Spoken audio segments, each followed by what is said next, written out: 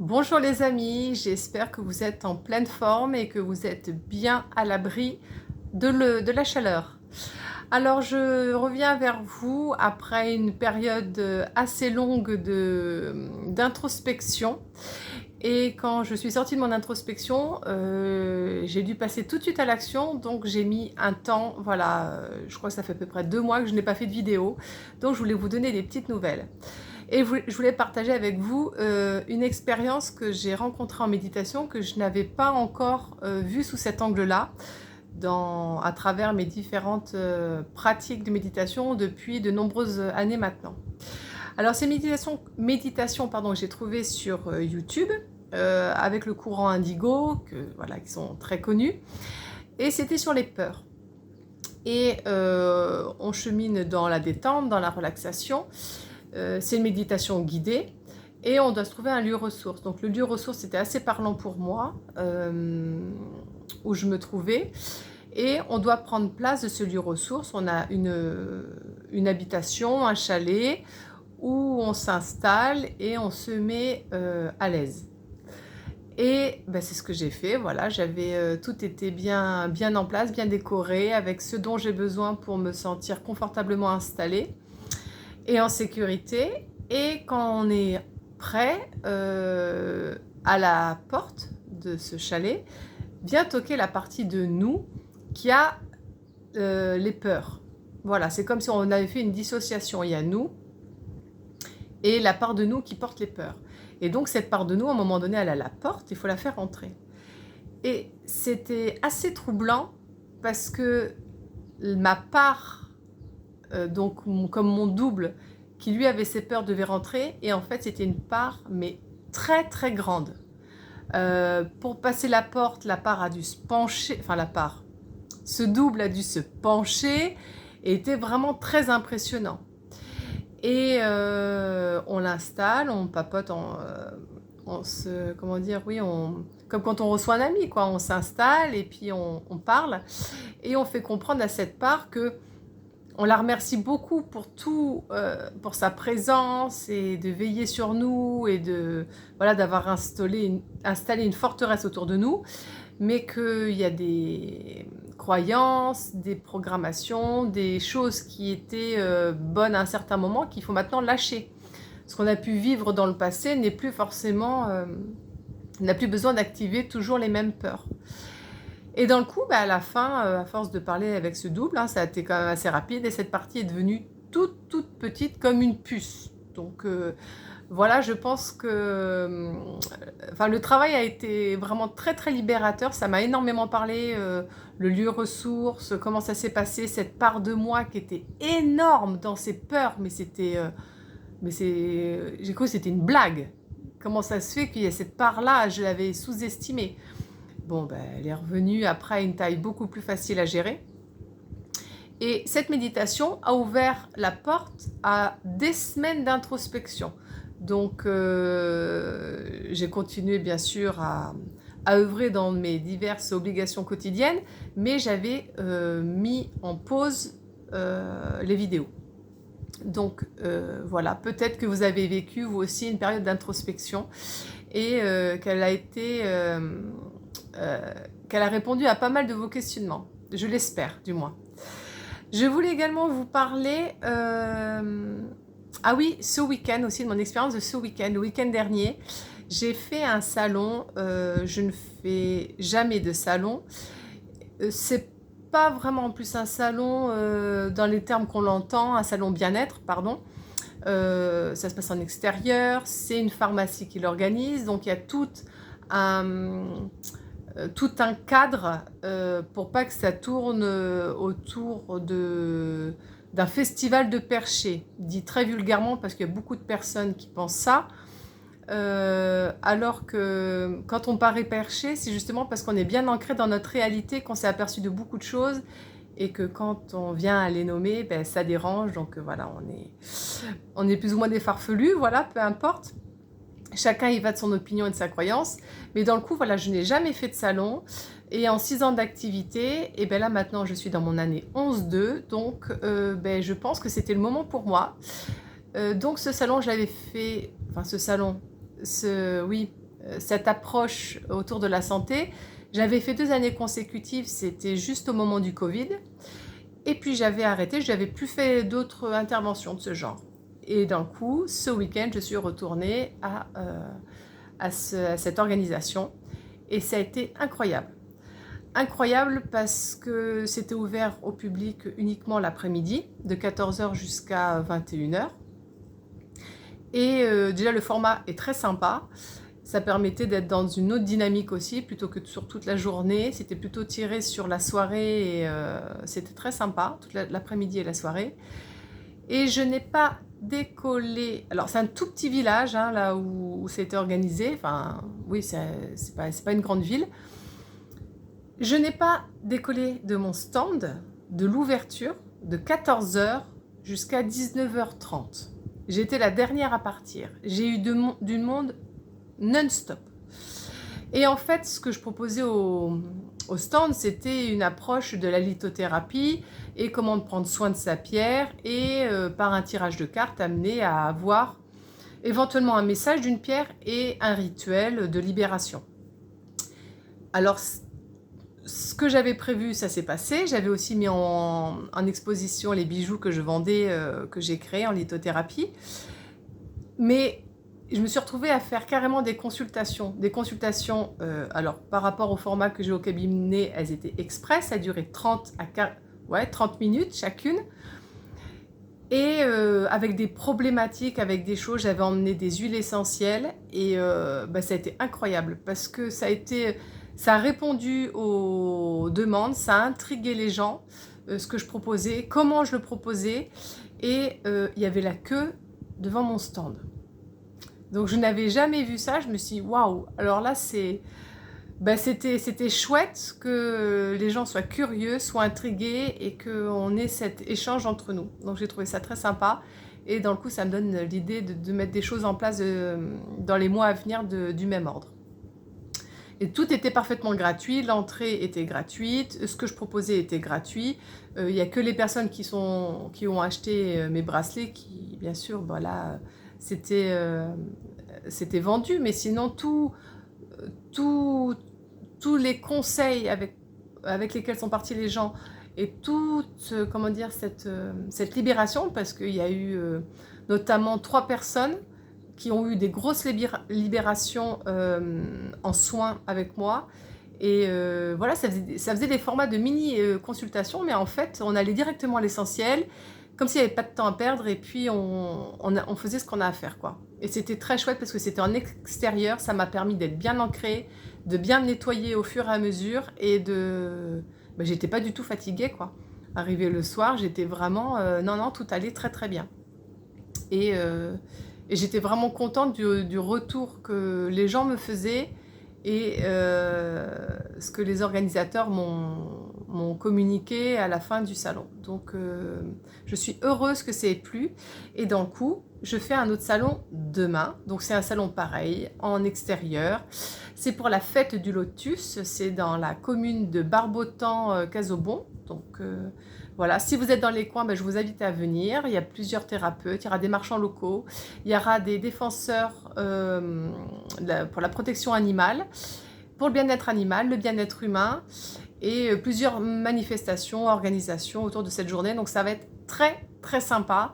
Donc je garde le format que j'ai eu le week-end dernier, je repropose la même chose. Et théoriquement, ça sera le dernier... salon, peut-être qu'il y en aura un dernier, mais je n'ai rien encore clôturé. Mais cette année, ouais, ça dépote et demain, c'est le 3e que je fais en 2 mois. Donc, je suis vraiment très contente et surtout celui-là de ce week-end qui a vraiment été, porteur pour tout le monde. Et alors oui, d'un coup, j'ai plein de choses à vous dire. Je vais juste m'arrêter sur le dernier thème pour pas que ce soit une vidéo trop longue. Je voulais également vous communiquer que j'avais parlé il y a quelque temps de problèmes avec le dentiste et tout ça, des choses, des peurs qui se sont réveillées. D'un coup, j'ai essayé un nouveau dentiste. Et merci aux personnes qui m'ont contacté pour me donner des noms, des adresses. D'un coup, j'ai essayé un nouveau dentiste. Bon, j'ai pris sur moi, c'est quelqu'un qui n'a pas tellement la patience d'accompagner, voilà, il faut faire ce qu'il y a à faire et puis c'est tout. Donc c'est une personne qui m'a fait mal. Bon, je me suis dit, bon allez, je vais prendre sur moi. Je suis allée une deuxième fois et pareil, ça a été... c'est déjà quelqu'un qui n'est pas patient avec des personnes qui sont sensibles. Donc moi je suis sensible bien sûr émotionnellement, donc il faut y aller tranquillement. Et sensible, et bien forcément que mes dents sont sensibles aussi. Forcément que le corps répond à notre mode de fonctionnement. Et dans le coup, bon ben là j'ai dit stop. Ça a fait... ça allait faire la 3e fois normalement la semaine dernière que j'aurais dû retourner pour reboucher un trou qui tient pas. Ce qui fait ça ne tient pas, alors c'est quand même assez fou. Et ces problèmes de dents m'intériorisent beaucoup. Ça m'amène beaucoup d'introspection. Et en fait, j'ai commencé à observer il y a quelques mois comment je me comporte moi avec mes dents. Donc je veux vous le communiquer parce que je me rends compte qu'en fait c'est commun avec pas mal de personnes. Et qu'est-ce qu'il peut y avoir derrière ça? Je me suis rendu compte que je me lavais les dents depuis toujours avec beaucoup de violence. Voilà, c'est comme si en me lavant les dents, il fallait que j'aille vite, il fallait que ce soit bien lavé, il fallait que ce soit... J'ai ressenti en fait, en réfléchissant à pourquoi je faisais ça, d'un coup je me suis rendu compte que c'était commun à beaucoup de personnes, dont mon mari, cet agacement, cette agitation au moment de se laver les dents. Je me rends compte que c'est un moment qu'on ne fait pas du tout, enfin pour ma part et pour ceux avec qui j'ai communiqué ça, de ce sujet-là, c'est pas du tout un geste corporel qu'on fait, en plus ça revient régulièrement, c'est pas comme vous raser les jambes, enfin je sais pas, prendre soin de vous, voilà. Se laver les dents c'est quand même quelque chose qui revient de manière très régulière dans la journée et tous les jours. Et en fait je me suis replongée, pourquoi je me lave les dents comme ça? Et en fait j'ai compris que c'est depuis l'enfance. Quand on est enfant, on nous rabâche, lave-toi les dents, hein, est-ce que tu t'es lavé les dents, est-ce que tu t'es bien lavé les dents, si t'as pas les dents bien lavées, t'iras voir le dentiste, et les caries, les machins. Et en fait, il y a tout un discours, toute une éducation qui fait que on doit se laver les dents, ça fait plus ou moins plaisir, on n'a plus ou moins pas le temps, donc on fait vite et on fait énerver. Et cet automatisme s'installe dans le temps. Et depuis ce passage chez ce dentiste... qui lui aussi est très vigoureux comme était mon brossage de dents. Mes dents sont beaucoup plus sensibles depuis que je suis passée chez lui, notamment celle qui m'a soignée,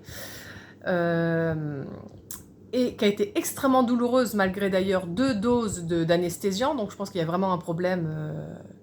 On met une dose d'anesthésiant, ça doit marcher. Il en a mis 2. Et j'avais extrêmement mal, donc et j'ai eu mal pendant plus d'1 mois et demi après être passée chez lui. Donc il y a quand même un souci, quoi. Et il ne faut pas que je me lave les dents trop fort. J'ai essayé de reprendre le dentifrice à l'argile que ma fille fait, impossible. Donc là, j'ai commencé vraiment à prêter attention à le rapport que j'ai en me lavant les dents. Donc maintenant, je vous garantis que je me lave les dents avec conscience parce que je me rends compte que moi, dans mon automatisme, je me suis saccagé mon émail. Donc je sais, Thierry Casasnova, ça fait beaucoup de vidéos en parlant de la régénération au niveau des dents, tout ce qui est encore méconnu. Il y a beaucoup de dentistes holistiques. Par chez moi, il n'y en a pas beaucoup. Mais bon, s'il y a besoin d'aller sur la côte, j'irai sur la côte. Là, j'essaye un nouveau dentiste dans quelques semaines qui, lui, justement, tout ce que je recherche a été détaillé dans ses avis Google. Donc je me suis dit, bon, chouette. J'ai appelé sa secrétaire qui a été un amour. Et voilà, je lui ai dit par quoi j'étais passée. Et d'ailleurs, la première consultation avec lui, on ne fait que parler de nos attentes et comment lui, voilà, comment il agit. Et dans le coup, je pense que son attitude est beaucoup plus avenante et bienveillante que ce que je n'ai pu rencontrer. Donc voilà ce que je voulais vous partager.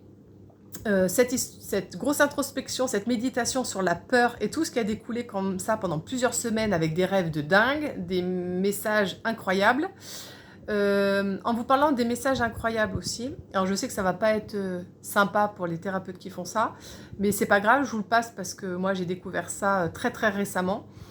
Je fais beaucoup de rêves symboliques et j'ai une de mes filles aussi en ce moment énormément. Et je me suis juste testée à l'intelligence artificielle il y a, allez, grosso modo 3 semaines de ça. Et à un moment donné, je me dis, bah tiens, je vais raconter mon rêve et on va voir ce qu'il en sort. Le décodage m'a laissé sans voix. Donc, si vous faites des rêves, que vous sentez que les rêves ont une... votre rêve veut vous dire quelque chose, mais vous ne captez pas le message et que vous n'avez peut-être pas forcément le thérapeute près de chez vous qui peut vous faire une bonne lecture, et puis ça sera soumis à son filtre aussi, mais bon, voilà. Quelqu'un qui peut vous accompagner là-dedans, ou pas, comment dire, le financement nécessaire pour une prise en charge thérapeutique, tout simplement. Ben écoutez, je vous invite à demander à l'intelligence artificielle, en lui racontant votre rêve, quelle est la symbolique. C'est bluffant. J'ai fait d'un coup avec moi un rêve qui était extrêmement parlant et vraiment de circonstances par rapport à ce que j'avais vécu dans cette semaine-là. Et je l'ai fait également avec ma fille, sur 2 rêves qu'elle a fait de nuits consécutifs. Ça a été vraiment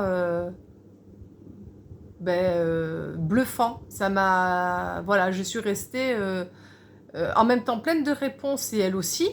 Mais ça a été incroyable. Et ça, en un claquement de doigts, quoi. Donc voilà, pas abuser de l'intelligence artificielle. Elle est là, c'est important, c'est... voilà, on évolue et on évolue avec. Et de toute façon, ça fait partie de notre monde. Hein, ça ne sert à rien de se rebeller contre ça. C'est un bon outil. À nous de nous en servir de manière avec bienveillance, de manière positive. Bon, pas fort, enfin oui, de manière que l'intelligence nous serve, l'intelligence artificielle nous serve. Voilà.